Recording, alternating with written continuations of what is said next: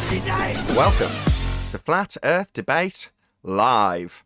I'm your host, Nathan Oakley, and if you are new to this channel, or you've not done so already, then be sure to subscribe, hit the bell notification icon and join button if you'd like to become a Nathan Oakley 1980 channel member and keep up to date with the Flat Earth Debate. If you would like to support the channel, there is a super chat that runs alongside each of these shows while they are live, and there's also a PayPal, Patreon and crypto link in the info box below the video. Also below this video, you can get £50 for swapping your UK electricity supplier to Octopus Energy. Most importantly, if you'd like to join the discussion, simply mute the page you are currently watching, then click the link in the info box below this video to join the panel and express your views on the nature of Earth. If you do join, please don't swear. If you do, you'll be ejected. And if you are, please don't try to rejoin the stream using sock accounts. You'll be warmly welcome back on the next stream. Please also share the show on social media. Sharing the show obviously increases the live audience, but this in turn increases the chances of a more diverse panel. So please share the show on Facebook and Twitter. One last time, if you're new to the channel or you've not done so already, then be sure to subscribe, hit the bell notification icon and join button to keep up to date with the Flat Earth Debate. Now, we are joined by Adam, father of a stolen child, Neil, 10th man, and a whole bunch of people in Discord. So welcome, one and all. Morning, morning. Afternoon. Hey, good morning. Hello, hello, hello. Hello. Very enthusiastic bunch for a Friday. Excellent stuff. Any evidence of a physical geometric sphere edge horizon, formerly known as the curve of the Earth? Formerly known. It was never known. It was never there. It's a thought experiment. Not what I was think you'll told. find it was never claimed to be. There. That's not true. Now that enough suckers have come along to tell us nobody claims the horizon is Earth curve, and we don't need tangents to do geometry, I can just say, I've got hundreds of hours of people drawing tangents to horizons and doing the geometry and claiming that it's Earth curve. No, suckers. It's just nice that I can now transpose those two next to each other. You idiots drawing tangents, with you idiots saying the horizon's not Earth curve. Beautiful, beautiful. Thank you very much. Well, when you have to reinterpret your position 20 different ways within a 5-minute debate, you know their foundation is gone. Exactly. If you've got to basically decry your own claim in the first instance and say nobody's claiming the horizon is Earth curve, then you know you've lost. And you're just riddled in cognitive dissonance at that point because presumably you're still defending a dying position. Nevertheless, any evidence of axial rotation of the Earth-based variety? Hello, everyone. Hey, Owen. Oh, Hey, Dave as well. It's me, not from Nottingham. I haven't seen Dave Racky alive for a long time, although I have been listening to his antics on various other platforms. Good to have you. Yeah, it's good to be David here. here? Jolly good. Axial rotation, anybody at all? I'm on the case for him. I'm still trying to tie in why we don't see it with why we claim it, or Go why on, they Ryan. claim it. Well, they he's have it not in their by mind. any- Go on, Ryan. I was just saying it's not there by any means, man. It ain't gonna ever be there. Earth is flat. And stationary, definitely not turning. And stationary. You got it. You're never going to get there, by the way, other John. You're not going to tie a claim of no drift to the assertion that Earth's proven to spin with drift. It's just paradoxically never going to happen. I just want to try to use the black swan against it. You're going to have to settle for using it for the nonsensical, we wouldn't expect to see drift because of conservation of angular momentum. You're just going to have to accept that you can use the black swan at this stage to debunk their nonsensical rebuttal. But Well, conservation of angular momentum doesn't apply to gases at all. I mean, it's difficult enough to get them to tie to the claim that we have a non-inertial spinning reference frame turning beneath an inertial reference frame to give us drift. That would be Coriolis effect on an Earth that's claimed to be turning with that drift that's claimed to prove it's turning. It's hard enough to get them to tie to that claim in the first instance to maybe segue into, I don't know, the non-inertial turning reference frame that we're a part of as we observe things drift has a 15 degrees an hour deviation with an R value that you could measure in terms of its spin rotation value that's claimed at, what is it, 24,000. You know, you can assert these things, but you can't even get them to tie to their own claim with Coriolis because it's so nonsensical because you don't see it happen. There's no natural observed drift, so they won't even get them to tie to that claim. You know, Neil deGrasse Tyson will claim it. So, Arwen, when you said conservation momentum doesn't apply to gas, can you expand on that, please, a little further? Oh, boom, boom. All right. Yeah. Oh, that was a pun. It was a good question also. Nice. Yeah, gases only change basically where they are due to local pressure dynamics. So if there's a local pressure, then it's going to basically displace itself based on that local pressure situation. And that's the only thing that actually makes gas move, is just the pressure differential locally.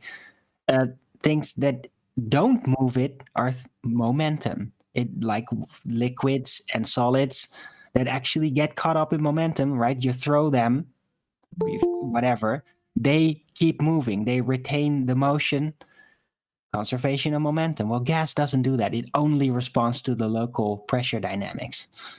So it can never move in rotation at a constant rate with anything. Let's go in a quick question. Has Arwen been watching Dr. John Dee's most recent series? If not, I'll plug it because it's perfect here. Have you been watching that, Arwen?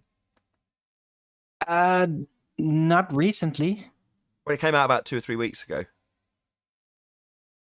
I could have watched it. I don't remember a lot of things. Well, I'll just refer to it. So check out Dr. John Dee's presentations when he's talking about mass and energy and work being done, disequilibrium in systems, things of that nature. It's got a 4-part series on it. It's excellent. Very, very, what's the word? Thought-provoking.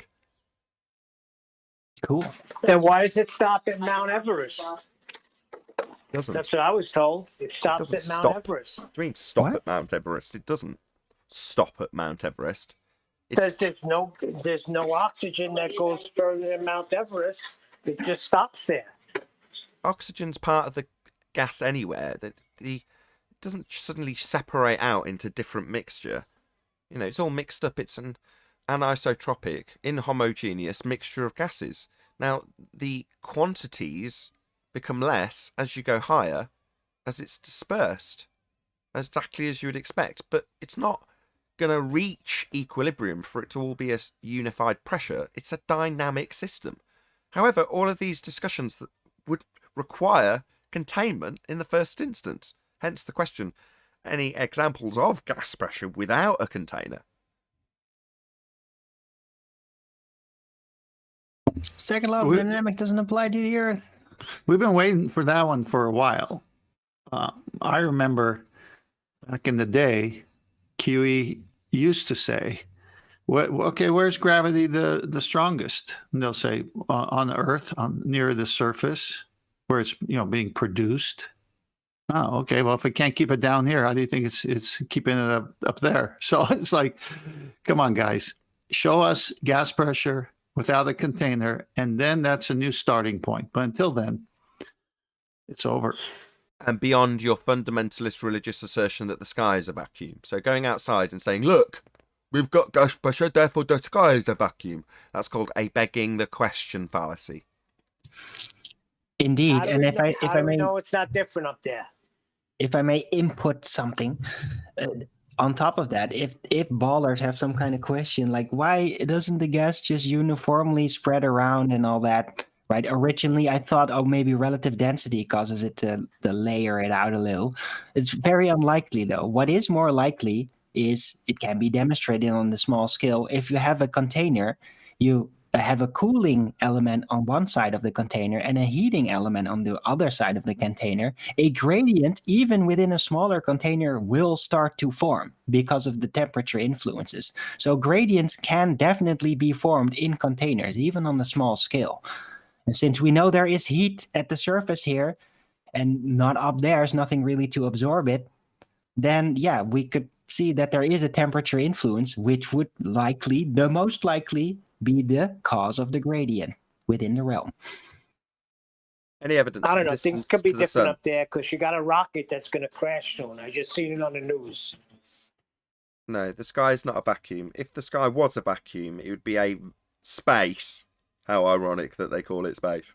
For the gas we breathe to fill. And we'd all be dead. Nathan, did you see the size of this rocket? Don't worry about down right But in it's your massive, backyard. Nathan. It's massive. don't worry about. Go on, John. But say NASA is recreating the Armageddon movie and claiming it's in real life. I don't know if anybody's keeping up with that. That's how they do it. They have it's called predictive programming. Have you never heard of predictive Are they programming? going to send Bruce Willis? Hold on. That would be awesome. If I say the term, And hold on. Hold on. If I say the term predictive programming, does that hold any meaning for anyone on the panel? Yeah. Yeah. Yep. Inserting then. information in a time when the subject is very unlikely to have a conscious understanding of it, so that they would still, in their subconscious, have that information for later purposes. Yeah. If you're unfamiliar Well as an put. audience member, type in subliminal messaging or predictive programming into YouTube for more information. There you go. Distance to the Well, sun? let's get back to the point. Right, If go you on. have a vacuum of space, as they say, and no barrier between that and gases, we all know already what happens. It fills the available space. They got to show the opposite, the contra. They can't do it. Not without begging the question and appealing to their fundamentalist religious belief that we have gas pressure and the sky as a vacuum, which is predominantly the claim in the first instance, hence me pointing out as a begging the question fallacy. But by contrast, we could actually do the exact same thing and claim that we have containment. Now, I don't do that intentionally, but I don't decry anybody who does. Go outside, we've got gas pressure. Well, the necessary antecedent would be a container then. So there's no unreasonable nature in terms of making that assumption and logical inference. I just force my opponent to make it. It's like, oh, I make that claim. I've said the sky is not a vacuum because it's a space for gas to fill. It's the Ving gas law. So that's the volume. Well, that's how much space the gas has got to fill. So we can calculate the entropy increase. Well, that's because it's a law of nature. Gas would fill space. So gas would fill space. So space is space. We'd all be dead.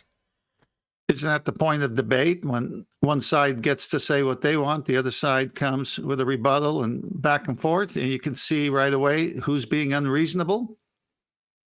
It just means I don't have to make the positive claim so they get to burn a straw man. And so prove your container. So, well, the positive assertion in that claim, if somebody has made that claim, is kind of irrelevant because that's one man's assertion versus the entire Western world that are under the misapprehension the sky is a vacuum. And that is the extraordinary claim, the positive claim in the first instance.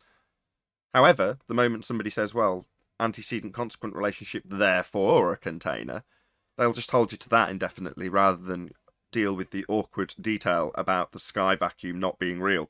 Because it's far easier to debunk one man than it is to defend the Western worldview that stands in violation of the second law of thermodynamics and gas law. Is this why in chat, when you post a remark to one of your shows, you get inundated with people saying, show us the flat earth model, show us your model. You ain't got a model. Until you have a model, it's not real. Is this tied into all that? Well, it's a false dichotomy fallacy and strawman fallacy. So they want to burn your contrary opinion to their positive claim rather than defend their positive claim in the first instance. So rather than, because the majority of the Western world just accept that they're on a sphere, to them it seems reasonable. Not realising the fallacy, they'll say, oh yeah, well, obviously we're on a sphere. It's therefore up to you to disprove that extraordinary claim. And you're like, really? Well, okay, I'll disprove it then. No. Actually, I've changed my mind. It's not up to you to disprove our claim. It's up to you to defend a claim you haven't made about a model you don't create, but you've been given on your journey through flat Earth now, haven't you? You've been given this azimuthal equidistant globe projection that's flat. Now defend that as your bloody model so I can debunk it and show how my globe projection is better than your globe projection, because then the deck's definitely stacked in my favour as we have this discussion.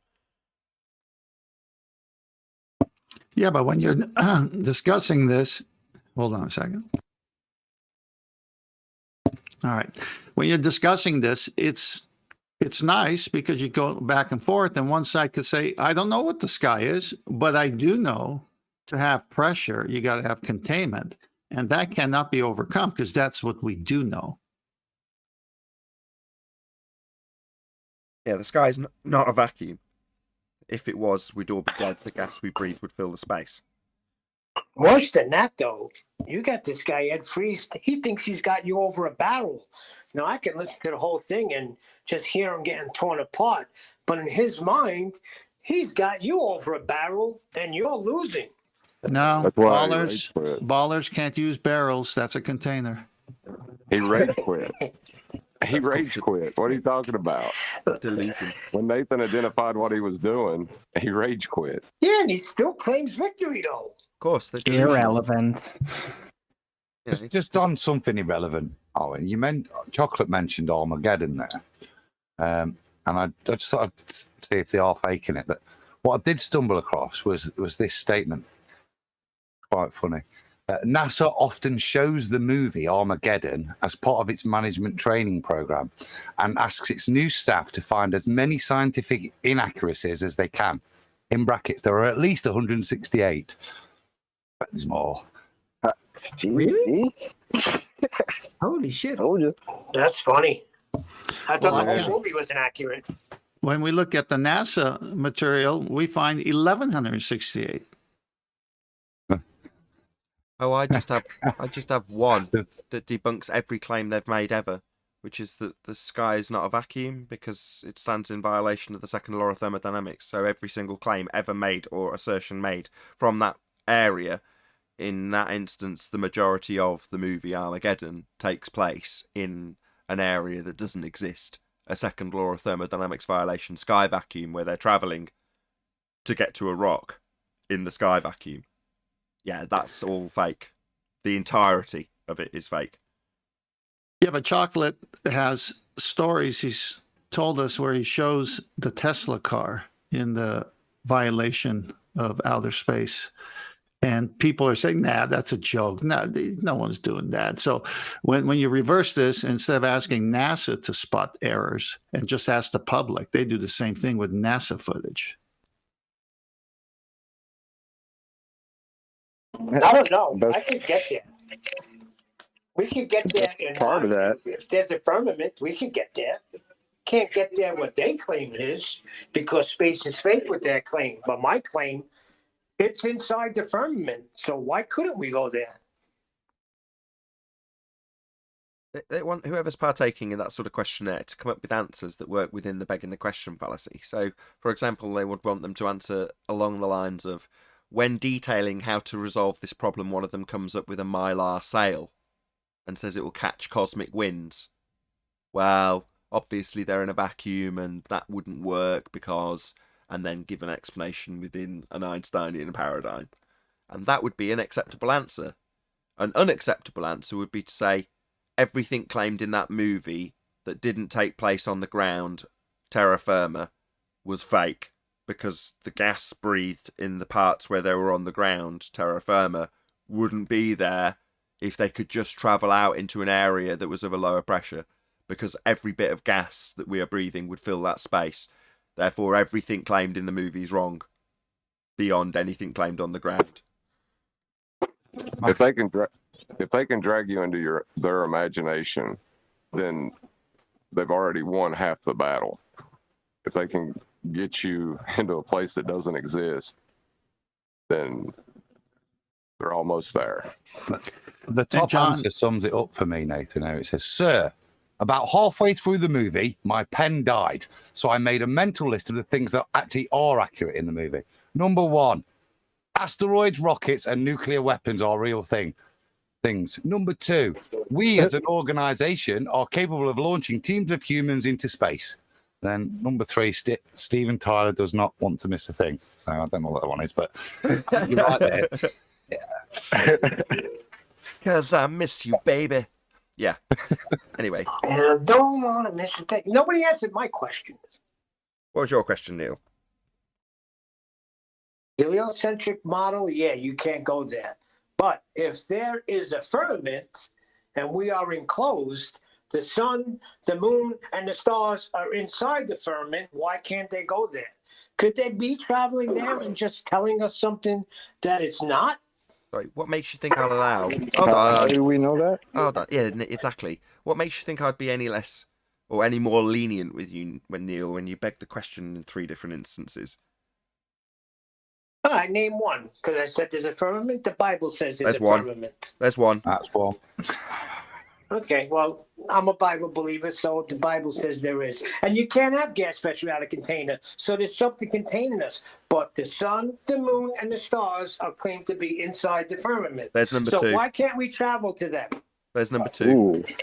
Well, How what do we are know the that one again? stars other than luminaries? And what is the firmament exactly? Does it Whatever also you- say that? Or does it give you the technical specs? Whatever you do, Neil, when you travel there, please don't put your phone on the dash. That was his third assumption. Travel there? What do you mean travel there? So they're physical locations. Oh, it's got to be somewhere. I'm looking at it. What do you mean gotta be? Just because you've got a hat trick of Jeez. presuppositions. Don't fundy mute me, Neil, just because you're getting told off for begging the question. Do I see the sun? Does everybody see the sun in the moon? Don't try and now take me through your logical inference steps. No way. Okay, I see the joking. sun. I see the moon. Oh, he's going to do it anyway. I can get Neil, there. Neil, you're going to start getting pegged as a fundy. Don't have to like it. But I'm not serious. What? Yeah, I know you're serious. That's what Oh, God. Yeah. Fiercely triggered. fundamentalist. Hold on. I think I can help with this one. Neil, I see a rainbow. Can I get to the pot of gold? You get to the rainbow. Well, the rainbow is it's optical, isn't it? I see it. It's there. I can get to it. Let me explain my logical That's inference. my own question. Yes, sir. Okay, I Give me got 10 more seconds, Neil, explaining how I can get to the rainbow. Give me 10 more seconds. it. Yeah, but the rainbow is an optical. The sun is optical too. I don't know if it's. Yeah, you're muttering quite a lot there, Neil. Yeah. Probably Where's best to Brian give up when at you this need him? stage. While we start asking Can't about the have a distance. rainbow without the sun, Neil. Come on, keep it Yeah. up. Well, Nice there's segue. Any evidence of the distance to the sun, as we've spent quite a long time on gas pressure without a container? I give up. Good. Don't beg the question here, Neil. You know, Right. you're going to I get still told think off. we could get there. It's just I could hear it in the tone of your voice that you were itching to just go back into what is basically, I have to say it, but babbling fundamentalist chanting rhetoric. So, you know, you don't get to beg the question here, Neil, even if you're on my panel. Sorry. Not sorry. But you're not listening to me. That's the problem. You just need Bombs 10 more stay seconds, right? outside. I'm not I'm letting not saying- you get to the end where you explain your begging the question fallacy in detail and tell me how I should accept it. I'm not saying the heliocentric model. Forget about that. I look up and I see the sun and the Is moon. it a new religion? What are you going Come to on, call mute it? him. I know. You can also Neil, get we the heard. question outside Please, of can we the move on? heliocentric This model, is, Neil. you see, it's human nature. Yeah, chanting, doing what Neil's doing. It's not a baller trait. It's a human nature trait.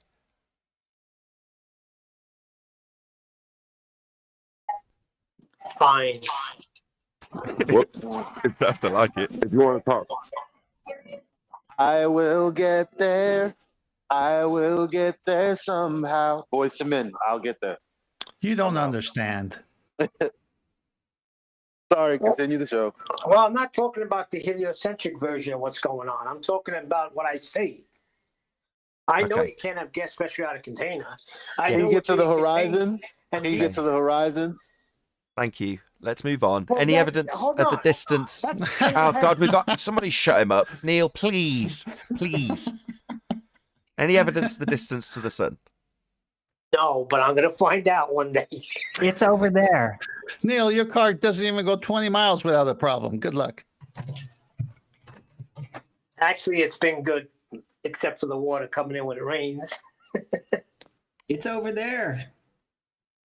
In a way, I'm pleased, Neil. You know, me getting the opportunity to tell someone on my own side off for begging the question is just useful to certain audience members that think that you get an easy ride if you're on the flat Earth side of the argument. No. Chat crap. Can I Expect defend pain. Neil? A touch. Go ahead. Because Neil's forming his, as he states at the beginning, is a Christian, and I think we're mixing up belief of what we know as fundamentally true, and how Neil is then putting that into his belief of the world around him, and he's using scripture to fill in the gaps. There's no problem with that, but keep it as your belief, and understand the bits that scripture's filling the gaps in for, is all I'd say. Yeah, there is a problem. If you keep it as your belief, fine. I've got beliefs, you've got beliefs about what's up there, but we don't make statements and validate them with scripture, because that's I don't unfortunately know, Adam. No. I just got to correct that. Sorry. Hold on. No. So ask Arwin if that's acceptable, and no. Arwin knows full well that, if I just declare it as a belief, that'll get me off the hook. No. No, people Yeah, are but just we going do to have chain you gas for that. pressure And here. no, look, the point is, it doesn't really matter whether you're a flat earther on this side or a baller on that side. Begging the question will inevitably lead to intellectual poverty. That's a Put rule that- of fist. I It would doesn't put that in matter where chat you're too. at. I would type that out in chat too. How am I begging a question? Intellectual poverty. I like that. How am I begging Well- a question? Oh God, Neil's still chanting, asking how he's begging the question. Neil, How am I begging a Neil, question? let me tell him. Let me just tell him, because he'll never shut up otherwise. The first problem. Let me just tell him. First problem is when you said, "What if the sun and the moon are in the firmament?" Right? How do we know that? I see your point. I got you. Yeah. If you claim his firmament, Neil, right? That's the thing that you want to be the thing that's real. And where you segued was from, we can't have gas pressure without a container. Yeah, that's a true enough statement. Therefore, my firmament. Whoa there, cowboy, what are you doing? And inside your firmament, you say, no. Well, No, but I did can I say it's add to scripture. that, Neil? I Can I did add say to it. that, Neil? Hold on, I Can did say it's scripture. Hold on, Eli. Go ahead, Neil. No, I'm just saying, I did say it's scripture. I did say the Bible, according to the Bible, there is a firmament, and these things are inside the firmament. That's all I'm saying. Right. What's the religion that's got the God that stretches over us as a roof? What's that religion? Egyptian. The Rakia? Is it? I thought it was Rakia. Christianity. It's I the thought it was Egyptian. Rakia. But Rakia means roof, but nevertheless, there's a God that's stretched over that holds. it's or Nu, contain- the Egyptian god. Yeah, I think it's Egyptian. But my point is that me Egyptian God, therefore gas pressure without a container, therefore me Egyptian God container, Neil. Same principle. I got you. It works for the Also, it works for the Egyptians because Mummy takes care of everything. Oh, God. also, okay, I got double plated glass. I'm standing on one side, you're standing on the other side. I flick on a flashlight. Boom, the circle of light is set in the glass. Yeah, I see what you're saying. So we can't even, but we don't know what the sun is, so we don't know either way. How do I even know what I mean, you know? Well, I think that's what this is where a place when I even would say, look, we have scripture that tells us how the God of the Jews and Christians describes creation. Now, if you say this is a physics show and we need the scientific method for the things that are in nature, naturally occurring, to figure out a cause, This is why we're strong here on the show. And then you bring in, where is the sun? How's it work? I mean, none of us could go do any of those things and be valid on this show. So as a Christian myself, I'll say, well, I believe the scriptures account. Now, you may have a different opinion, but this is what I believe. Now, can I go prove that belief? Can I get into some kind of vehicle and travel to it? I mean, scratching the surface for dollars just to take a vacation these days, let alone put out on some expedition like that. So again, there's some things we're never going to know because we don't have the means to go and set the control variables and, manipulate something. But Tim, hold on. Wasn't there a time when people brought a thought that moon way buggy there, bro? Wasn't there a time when people thought about that with the sky as well? Well, that's the point. That's the beauty of when Nathan says, when he realized it was a big lie, he became like a kid again. And now wonderment, like, I wonder what it is. I wonder how it works, right? And so for the Christians, that's solved. And for others, they're wondering. No, I'm saying they thought they could never fly. We can fly, right? We can travel with a plane in the air. So all of a sudden that's we can't just go up another level? That's technology. And so we can do a lot of things. There's cars that go 200 plus miles an hour now. The Ford Model T was okay. looking like a standing still. Hold on, 10th. Before we go off on this segue, so there is one point I definitely agree with you. We've got different branches or different arms of the argument, and it does make us stronger. Like the strength offered by the many arms of Ganesh, and I agree with you on that point. Shut up, Nathan.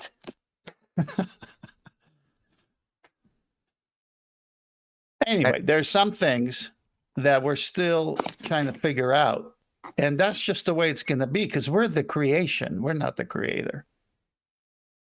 Correct. But at one time, the creation did not even think they could fly in the air. But Fine. They can. Fine. So but what does that mean? That means. There? So what does that mean? So why can't we get to the next level? Well, it's quite okay. Well, important. maybe we can fly higher. Neil doesn't know that. Neil does not know. What do you believe in, evolution or something, where humans were too stupid to figure these things out, or do you think it's just what they evolved and now we know how to fly? How do you think it happened? I think Neil. No, I'm saying there had to be a time when people didn't think they could fly in the air like. How do you know that? But yeah, I think Neil's point is much more simplistic than that. It's look. They used to say it couldn't be done, they couldn't fly, and now, Allah be praised, we can. Hold on. No, we're not flying. The plane is. Correct. But you're in the plane. So what's the difference? So you go a little higher, a little higher, a little higher. Difference? And then you're on the moon playing golf.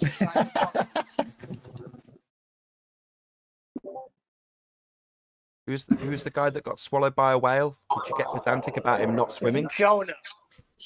Who was riding in chariots of fire? Jonah.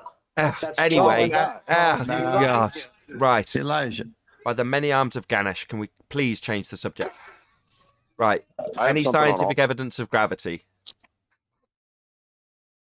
Something funny happened on the way to the moon. I don't mind discussing that. What's the guy's name? Bart Sibrel, or Bart Sibrel, depending on how you want to say it.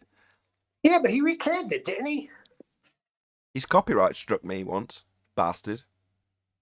Yeah, he recanted a lot of the things he said, which I don't find him genuine.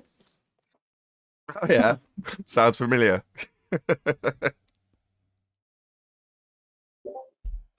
What do you mean he recanted? What did he recant? Google it. Google it. That's epic, Neil. Thank you. So detailed. So retracted statements, or I've heard him say that he believes the Earth is a sphere, but I don't have him ever recanting what his main work was, which was the phony mission. I'm gonna have to find it. It was on Jeranism, and there was a few things that I don't know if they put pressure on him or whatever, but he recanted a lot of things. He didn't actually say they didn't go to the moon. Can't put pressure on the guy unless he's in a container, so I wouldn't worry about it. Right. Well, he probably seen that flat earthers were using some of the things he put out, and then he thought that he was being associated with us, so he recanted. Yeah, it was. But for all the wrong reasons. Reasons that I think play into the heliocentric argument, in the respect that if you want to argue about whether or not you can leave low Earth orbit or whether or not rockets work in space, well, all of those arguments are under the presupposition that you've got a sky vacuum in violation of natural law. So it's quite useful to have those arguments. There's no reason why you shouldn't put out a bit of conspiracy, control the opposition narrative, and give, somebody who's reasonably well acquainted but not necessarily well known in the mainstream media, give him it. Let him go to town on it. Then you've got control over it. The best way to control a rebellion is to lead it yourself. Right.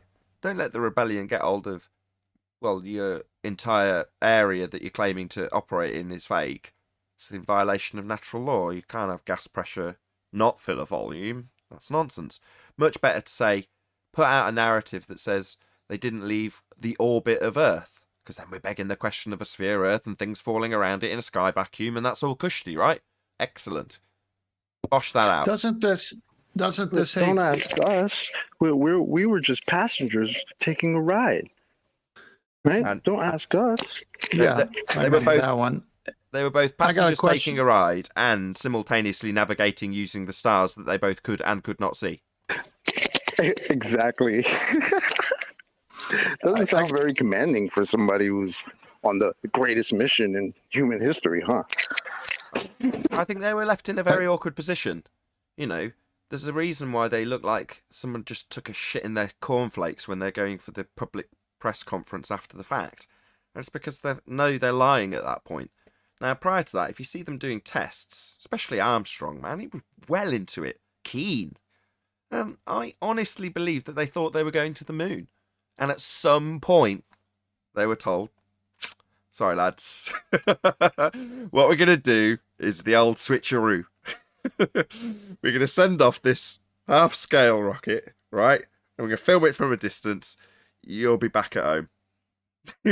So, yeah, we're going to pre-film it. We'll broadcast it on this screen. We'll get the press to film it. And we'll get the screen to be a third-generation image. So it's not the original. It's a recording of the original played through a television screen, filmed with a video camera, broadcast onto a projection screen, and then filmed by the TV. And that's what they'll get. And no one will know the difference. Don't forget Nixon making a phone call that locked it in. Meanwhile, we'll hide you in the basement and portray you guys as heroes to the entire world. And Nixon used a landline, Neil. Yeah, Nixon locked it in with that phone call. Someone sat in that press conference with a pen and paper and went, more enthusiasm. And then they've gone into a training. It's gone into sort of NASA propaganda training.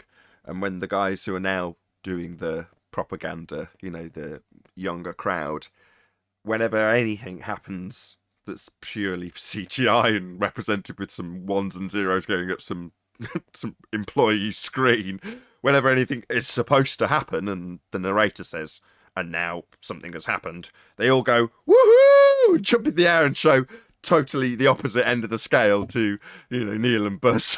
At that press conference, it's completely the reverse end of the scale now. So what you're saying is the people who never claim to go to the moon are bored, disenchanted, and the people who are on Earth and never gone to the moon, woo-wee, did you see that? Exactly. I was thinking of trying to get some people together to fake going to the second law of thermodynamics violation to portray the Earth as flat. So when the Globers try to debunk us, they're actually debunking NASA too by proxy. I see. I think they've pretty much pumped enough money into that endeavor. Which brings me to a question I was going to ask John a minute ago on the previous subject. So, John, the surveyors, they know they're measuring on a plane.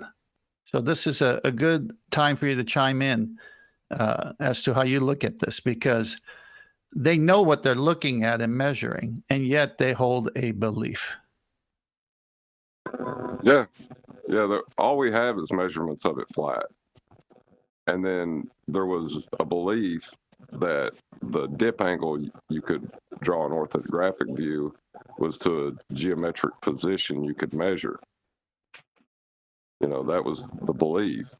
But with the black swan and, you know, fine, say refraction to it, all you want. But you're no longer measuring a dip angle to a geometric position at that point. And you're admitting it when you say refraction. And what is a dip angle, John?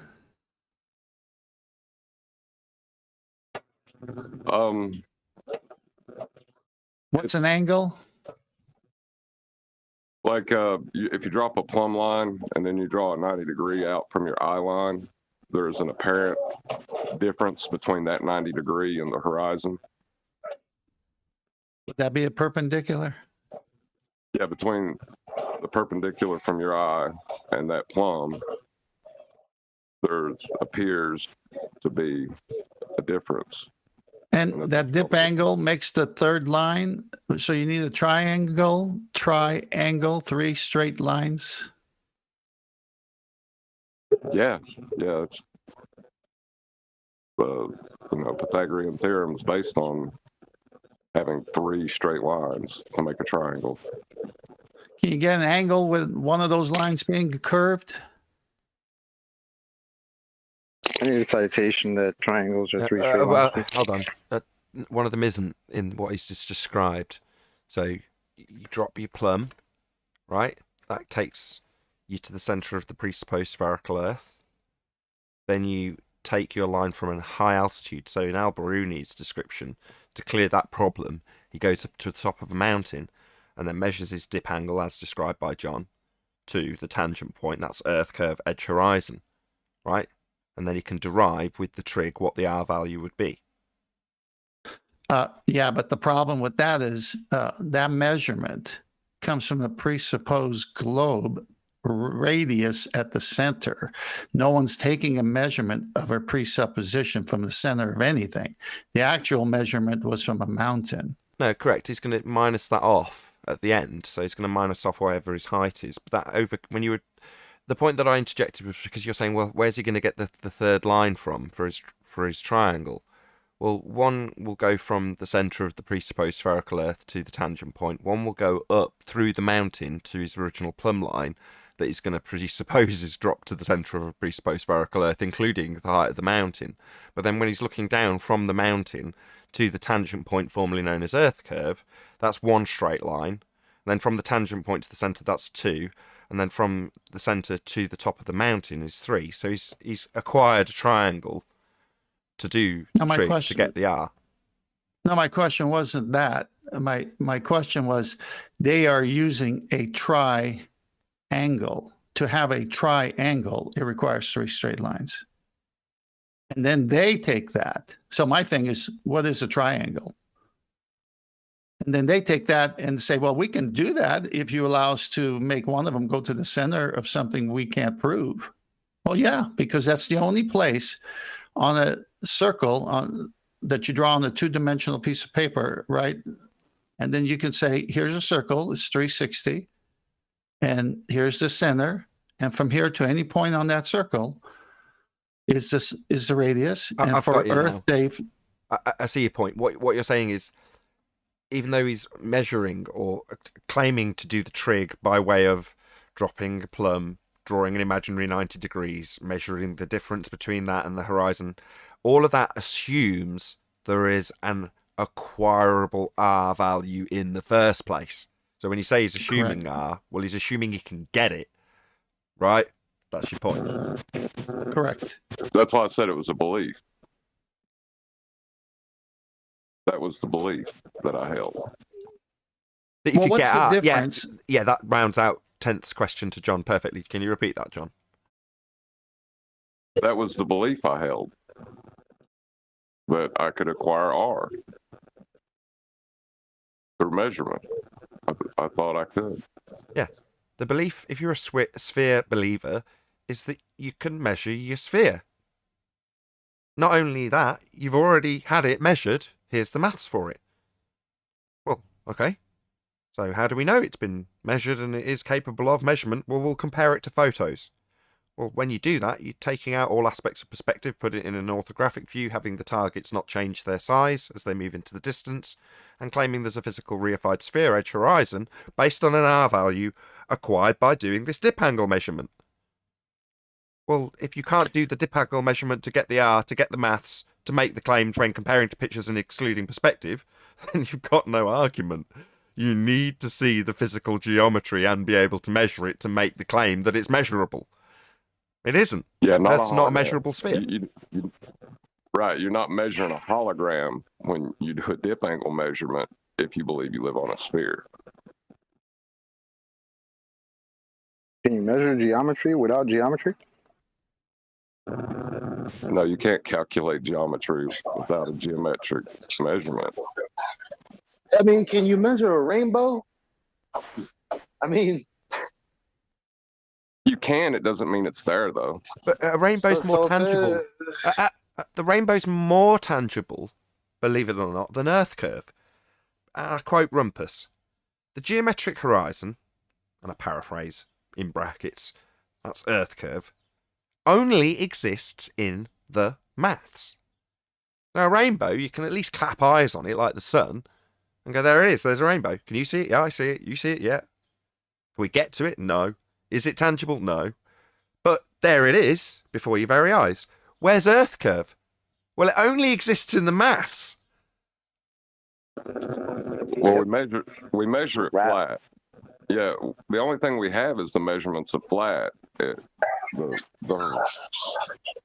I mean, that's true, why I Nathan. bug out when But people say things like, that- go ahead, no, my bad. that's true, but my main point is that you can't measure a rainbow in the same sense that you can't measure light, because they're saying we're not seeing anything physical. We're just seeing the aberration of it. So, But the claim is you can. That's the point, Eli. The claim is you can see it, measure it as a sphere with sphere parameters. Well, as soon as they say you can't measure it, well, it's not a sphere you're not measuring. You haven't got the geometry. You can't make that geometric claim. And that claim is Earth curve. yeah, that's the main point. You're right. Nathan, I got a few slides in Master B to round off this point. If you can go there, please. Start with the celestial horizon with the airplane image of the Earth.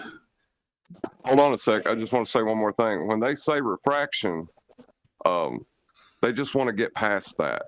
You know, like they don't want to talk about it anymore. They'll say refraction just to block it out of their mind, but they'll never go back to the measurement after they say refraction. Yeah, that's why it's fun to rub it That's in why their they're faces. saying refraction, because they Fun have to no rub- measurement. That's why it's fun to rub it in their faces now. Say, yeah, you definitely claim it. Here it is. Here's you personally claiming it in the case of some of them. Well, yeah, they would rather argue about refraction for 10 hours than address what their claim of refraction does to their previous claim. While rubbing Demolishes it in it. their face, you're not respecting authority. Okay, 10th, I've got your celestial horizon. With Perfect. Yeah, go ahead. All right. So what you see here in the image is the presupposed sphere that we live on. You see at the equator, your horizontal line. You see on the surface, your horizontal line. And if you're in an airplane, the same horizontal line. Now, in an airplane, they use a bubble sextant. It's like a spirit level in the sextant, and they level it when they take their reading. On the surface of the Earth, they use a regular sextant. And the presupposition is right there staring at you. Now, what is this picture telling you? That those lines coming in to create the angle with the horizontal lines, that's the sunlight. If the sunlight hits the Earth in parallel lines, then you'll have the same angle for all three of these. Go to the next picture, please. Is the sunlight coming in parallel or divergent? Self-explanatory here. Sunlight destroys the globe model. Go to the next picture, please. As you can see here, this is my own drawing of how a sextant works. Now, a sextant works, as you can see here, with a triangle. You have Earth level. You have your sailboat. I've, shown 3 here. And when the navigator pulls out his instrument, he sights the sun, brings it to the horizon, or should I say, from the horizon, they go up. They need a baseline. The baseline is 0. The sextant has a knob, says 0. So that plane that you're on is one of the 3 lines. As you can see, the sun is over somewhere on the Earth in this image that I'm showing. And that would be called the GP, geographical position, where it's the highest point over the Earth there. This is where it's directly overhead. And then you're in a sailboat, these angles away. As you can see, they're labeled. Then you go to the nautical almanac and say, well, if the sun is over there directly and I'm shooting it at this angle, and here comes your triangle, 3 straight lines, how many degrees? And then they convert it into miles, nautical miles, and then you know where you are in relationship to that. Next picture, please. It's called the circle of equal altitude. That yellow straight line coming down is the sun directly over that position on the Earth. You just don't know where you are on the circle when you shoot it and it says 50 degrees. But it's got to be flat under you, 0, to get an angle. So wherever it is, it has to be a plane that you're shooting it from. Now, if you want to know exactly where you're at, you can wait until the sun moves a little bit, maybe over you in the sky for a couple of hours or an hour, and then shoot it again. Or you can take another star. Or if the moon's out that day, go to the last slide. As you can see here, this is 3 circles done. Now, where are you? Well, on the first circle, you're somewhere on the circle. You do second sighting, the 2 circles intersect at 2 points. Well, you're at one of those points. Well, if you do a third, you know exactly where you are in relationship to the GP, the geographical position of, say, that star, that sun, that moon. Now, each one of those circles represents distances. So if I'm on one side of the circle and I'm shooting 50 degrees, the guy on the other side is shooting 50 degrees. If that says to me 3,000 miles, I'm 3,000 miles from where the sun is directly overhead on that place on the Earth, but I'm 6,000 miles away from the other guy shooting from the other side. It all has to be flat, or the sextant would not work. Sextant does work, therefore that we don't live on a globe. That's it. Perfect. True to form, we've got proven liar Rumpus, defender of the globe. Don't know why you've come back, Rumpus. Don't know why we'd entertain you. You're a proven liar, claiming you did refract the horizon at the Isle of Man, only to call me a wanker when I asked you to give me the show number when your lie wasn't demonstrated. What are you even doing here? You're a proven liar now. You've got no credibility anymore.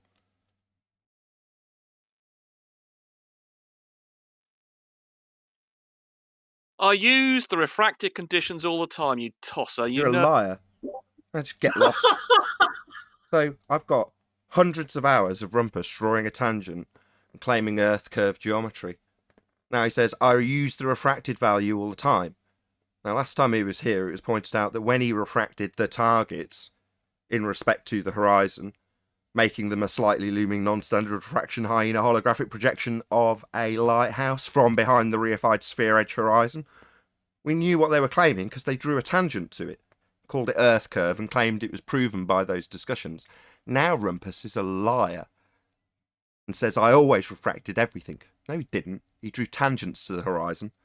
So he didn't. Or it would have been a bent line and invalidated his geometry when he was doing it. Now he's lying. That's what this comes down to. The flat Earth debate comes down to former claims made by globeheads being lied about to a live audience. I don't want Rumpus here anymore. He's a proven liar. You must think we haven't paid attention to him in the past, 5 years. I don't know what's wrong with that guy. Or you don't record every show. Yeah. It's crazy. Told me I had a fuzzy memory. There's not a whole, over thousands of episodes. with this guy in it. Like, are you kidding me? Just a liar. That's what it boils down to now. When you've got the paradox of needing geometry, that would be a tangent, to the Earth curve horizon you claimed was blocking the Isle of Man, and we debunk it, you've got to then say, well, I always had a refracted non-geometric horizon that I couldn't have done my maths I was claiming with. Well, no, you didn't. That's a lie. And that's what they'll have to do from now on, lie. Like Rumpus. I'm not going to entertain liars here. Overt liars is at that. No, get lost. Liar. Hey, Sleepy Warrior, how you doing? All the colours of the rainbow. The tangible rainbow that Neil can get to. No, it's a figment of your imagination, isn't it? It's an optical phenomenon. Can't really go there in a rocket. I said earlier, it's more tangible than Earth curve, which only exists in the maths. Even though we were claimed to be shown it. You know that guy that likes to call himself Professor Phil Bell, we all just call Phil. He was trying to get me to calculate something with respect to the egg in the relative density test. And I said to him, the minute you start engaging maths, because the egg accelerates, which he does accept, the moment you start engaging maths, you start calculating for a force because an accelerating mass is observed. And we all know what force he's going to be calculating for. But the moment he starts applying that mathematics in the context of physics, that's where it starts going wrong. I said to him, I'm not interested in making any mathematical calculations for you. I'm happy with manipulating the presumed cause and proving the cause of the effect and stopping at that point. I don't need to go any further. Manipulation is better than calculation. And he didn't like it. Oh, you don't like science, then, huh? I told him he can stick to his physics.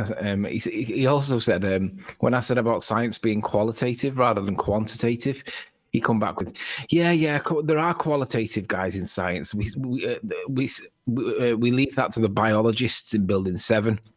And I was like, oh, right. I said, so the biologists are like the true scientists then? I said, like, be like the biologists. I said, don't be like the physicists who only ever calculate stuff. We want to see the manipulation of the presumed cause, not the calculation of the effect. He didn't like that either. It almost sounded like he said, do we leave that to the real scientists then? We're just going with our bullshit. That is what he said. That's what it sounded like to me. That is what he said. Well, if he... Oh, it was John. Sorry, John. Go ahead. If he can drag you into the mathematical, then he can, that's almost like pulling you into his imagination at that point. Yeah, because if you see an accelerating mass, you've got a force, right? So let's calculate that force. And at the end of it, you're well done. You just calculated gravity. Well done. You're an intelligent boy. Ruffles your hair and walks out the room. You've just totally been duped. Yeah, there's no way you're going to fall for that.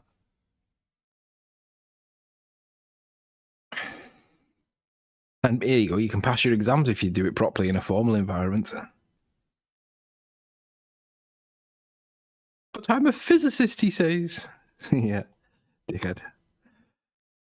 With that, I'm going to say a huge, massive, enormous thank you, first and foremost, to both G+ and Discord panels for making today's live show possible. If you are watching this on either Nathan Oakley 1980 or Nathan Oakley Programming streams, however, stay tuned, as there will be an after show to follow.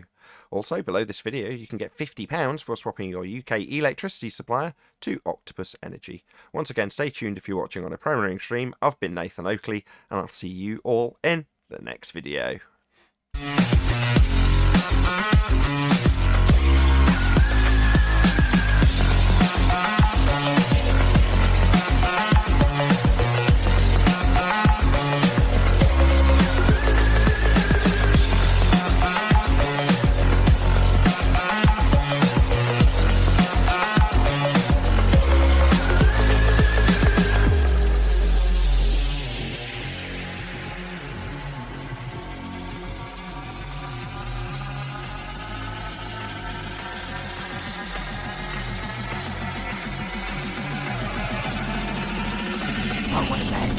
What a lovely day!